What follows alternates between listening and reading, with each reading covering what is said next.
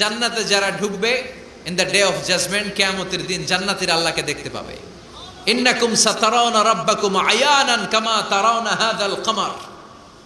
বিষ্ণু বলেন, এই যে জলজলে চন্দ্রটা তোমরা যেমনি দেখতে পাও, কিয়ামতের কঠিন ময়দানে বিচার শেষে যারা জান্নাতে যাওয়ার সুযোগ পাবা, তারা চাঁদটা যেমনি দেখো দু চোখ দিয়ে আল্লাহর সেদিন তেমনি দেখতে পাবা। জান্নাতীদেরকে নাজ নেয়ামত সব দেওয়ার পরে আল্লাহ বলবেন, ও জান্নাতীরা, কোরআনে হাদিসে নবীর কাছে আলেমদের মুখে যত নাজ নেয়ামতের কথা শুনেছো সব পাইছো না? সবাই বলবে, আল্লাহ পেয়েছি, অনেক মौज मस्ती করেছি, জান্নাতকে মজা লেলো, জান্নাত তোমারই হ্যায়, সব পাইছি আল্লাহ সব। এক জান্নাতে হাত তুলে বলবে, আল্লাহ একটা পাই নাই। কি পাস নাই? কে আমরাই তো পাই নাই। সুবহানাল্লাহ কইবেন না? আল্লাহ আপনারে পাই নাই। তখন আল্লাহ তাআলা নিজের গোপন সৌন্দর্যকে সেদিন জান্নাতীদের কাছে প্রকাশ করে দিবে। বিশাল এক কনফারেন্স রুমে জান্নাতের ভেতরে লক্ষ লক্ষ নবীদেরকে নিয়ে বসবেন, সবার সামনে থাকবে বিশ্বনবীর সিংহাসন। সুবহানাল্লাহ পড়ে। তারপরে অন্যান্য নবীরা, আল্লাহর ওলিরা, শাহিদরা, সালেহিনরা, মুমিন বান্দারা, আপনারা সবাই থাকবেন ওই দিন ইনশাআল্লাহ। কোন আল্লাহ তার নিজের সৌন্দর্য প্রকাশ করবেন জান্নাতীদের সামনে। লক্ষ লক্ষ কোটি কোটি জান্নাতীরা বসে থাকবে, আল্লাহ দেখাবেন ওনার সৌন্দর্য। 70,000 নূরের পর্দার কথা আমরা বলি, বর্ণনাটা দাঈফ, আসলে যে কত পর্দা আল্লাহই ভালো জানে। আমরা বলে থাকি 70,000। এই পর্দার অন্তরাল থেকে আল্লাহ তাআলা নূরের ঝলকানি একটু জান্নাতীদের দেখিয়ে দিবেন। উজুহু ইয়াউমা ইযিন নাযিরা ইলা রাব্বিহা নাযিরা। জান্নাতীরা পাগল হয়ে থাকবে আল্লাহর দেখার জন্য। আল্লাহ এক সেকেন্ডের ক্ষুদ্র ভাগ, এক মাইক্রো সেকেন্ড, এক মাইক্রো সেকেন্ডের 1000 ভাগ করলে এক ন্যানো সেকেন্ড, এক ন্যানো সেকেন্ডের জন্য আল্লাহ নূরের ঝলকটা জান্নাতীদের দেখিয়ে দিবে। এক সেকেন্ডেরও কম সময় দেখাবেন, দেখিয়েই নাই, কিন্তু এক সেকেন্ডের জন্য কি যে এক ঝলক দেখলো জান্নাতীরা এরকম তাকায় থাকবে। এক তাকানোতে লক্ষ বছর কোটি বছর চলে যাবে, সামনে কিন্তু আল্লাহর নূর নাই। ওই যে এক সেকেন্ড দেখাইছিল, পাগলের মতো তাকিয়েই থাকবে, লক্ষ কোটি বছর গুজরিয়ে যাবে। সুবহানাল্লাহ পড়েন। এজন্য সে আল্লাহ বললেন, কুল হুয়াল্লাহু আহাদ আল্লাহুস সামাদ লাম ইয়ালিদ ওয়া লাম ইউলাদ ওয়া লাম ইয়াকুল লাহু কুফুয়ান আহাদ। কুল হুয়াল্লাহু আহাদ। ও নবী, আপনি বলেন, আমি এক, আমি অদ্বিতীয়, আমার শরীক নাই। আল্লাহ নামটা এত মজার নাম। দেখেন, হাজার হাজার বছর ধরে এই মহাবিশ্বে যত আল্লাহর প্রিয় বান্দারা একটা নামের জিকির করে, নামটা কি? কি নাম? আল্লাহরে প্রাণ থেকে, হৃদয় থেকে একটা ডাক দেন, চিল্লায় পড়েন আল্লাহ। হৃদয় থেকে আল্লাহরে ডাকেন, পড়েন ইয়া আল্লাহ। হাজার বছর ডাকলেও পুরান লাগবে না, পুরাতন মনে হয় না। প্রতিদিনই নিত্য নৈমিত্তিক নামটারে নতুন মনে হয়, ঠিক কি না?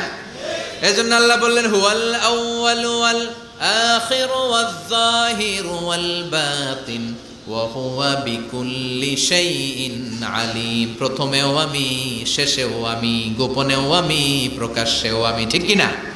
তিনি প্রথম, তিনি শেষ, তিনি প্রকাশ্য, তিনি গোপন। এজন্য চাইতে হবে কার কাছে? ওনার নামটা কত সুন্দর দেখেন, আলিফ লাম লাম হা, আল্লাহ। এটার কোনো স্ত্রী বচন হয় না, এটার দ্বিবচন হয় না, এটার বহু বচন হয় না। ভগবানের ভগবতী আছে না নাই? ঈশ্বরের ঈশ্বরী, গডের গডেস। কিন্তু আল্লাহর নামের কোনো পরিবর্তন হয়? কি মজার নাম! বিপদে বললেই আমরা জপি। বিপদ যত বেশি হয় আল্লাহর নামের জিকির তত বেশি। আবার বিপদ যখন চলে যায় আল্লাহর নামের জিকিরও বন্ধ হয়ে যায়। এরকম ডাকাত আছে না নাই? ফাইদা রাকিবু ফিল ফুলকি দাআবুল্লাহ মুখলিসিনা লাহুদ্দিন ফালাম্মা নাজ্জাহুম ইলাল বাররি ইযা হুম ইউশরিকুন। আল্লাহ বলেন, আমার কিছু কুলাঙ্গার বান্দা আছে যেগুলো বিপদে পড়লে আমার নামের জিকির করে, বিপদ চলে যায় আমি আল্লাহরে গালি মারে। এরকম ডাকাইত আছে না নাই? ভূমিকম্প, আল্লাহ বাঁচাও, ভূমিকম্প নাই, ধুম্মা চলে দম, আছে না নাই? তুফানের মধ্যে পড়লে বলে আল্লাহ আমারে বাঁচাও। বজ্রপাতের মাঝখানে পড়লে আল্লাহরে ডাকে, আল্লাহ তুমি আমারে বাঁচাও। বজ্রপাত নাই, আল্লাহও নাই। এরকম ডাকাইত আছে না নাই? এটা হচ্ছে মুনাফিকদের কারবার। মুমিনরা সবসময় জিকির করে একজনের, তিনি কে? এজন্য সূরাতুল ইখলাসের প্রথম আয়াত থেকে শিক্ষা হচ্ছে কুল হুয়াল্লাহু আহাদ। হে নবী, আপনি বলেন আল্লাহ একজন। আমরা একজনের কাছে যাব, আমরা একজনের কাছে মনের জ্বালা যন্ত্রণা আকুতি চাহিদা সব পেশ করব। আমাদের মনের যা চায় সব দিলেও তার ঘাটতি হবে না। চিল্লা এখন ঠিক কিনা?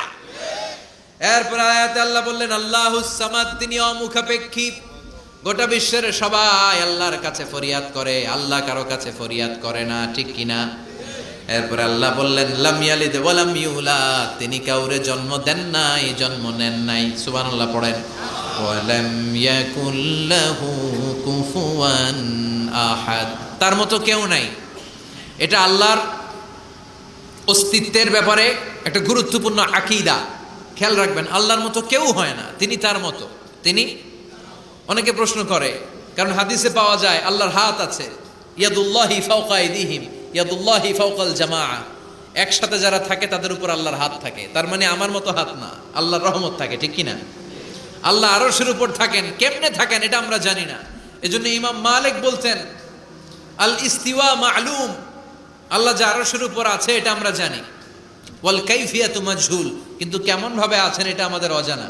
ওয়াস সুআলু আনহু বিদআ, এই সম্পর্কে প্রশ্ন করা হচ্ছে বিদআত।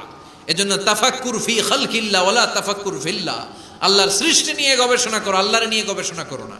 আল্লাহর নিয়ে গবেষণা করতে গেলে তোমার মাথার তারগুলো ছিঁড়ে ফেলবে কে? ছিঁড়ে যাবে। তিনি হচ্ছেন আনলিমিটেড, অসীম। অসীমকে নিয়ে যদি সসীম গবেষণা করে ঝামেলা আছে না নাই? এজন্য আল্লাহর নিয়ে গবেষণা না করে আল্লাহর তৈরি করা পাহাড়ের দিকে তাকান, মরুভূমির দিকে তাকান, গাছপালার দিকে তাকান, সাগরের দিকে তাকান, ঝর্ণার দিকে তাকান। এজন্য আল্লাহর অস্তিত্ব নিয়ে গবেষণা করা যাবে। গবেষণা চলবে আল্লাহর সৃষ্টি নিয়ে। কি নিয়ে? আর সব সময় বিপদে আপদে তাওয়াক্কুল করবে একজনের উপর, তিনি কে? চাইবো কার কাছে? রাজি আছেন সবাই? আল্লাহ আমাদের সবাইকে কথাগুলো বুঝার ও আমল করার তৌফিক দান করুক। আমরা পড়ি আমিন। সুবহানাকাল্লাহুম্মা বিহামদিকা আশহাদু আল্লা ইলাহা ইল্লা আনতা আস্তাগফিরুকা ওয়া আতুবু ইলাইক।